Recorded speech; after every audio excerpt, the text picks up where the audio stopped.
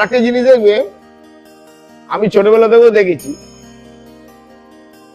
বিভিন্ন জায়গায় না ভর পড়ে, আর ভর দেখে পড়বে কালী ঠাকুরের ভয় পড়ে।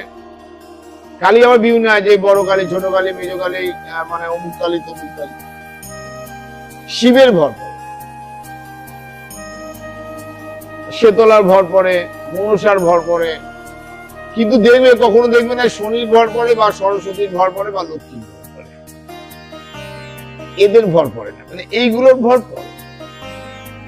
আর এই ভর পড়া এমন ভাবে মাথা দুলিয়ে টুলিয়ে করে, মানুষ শঙ্খ টঙ্ক দিয়ে এইটা দিয়ে একটা বিশাল একটা কি বলবো এমন পরিবেশ তৈরি করে যে ভগবান স্বয়ং ওর ভেতরে প্রবেশ করবে।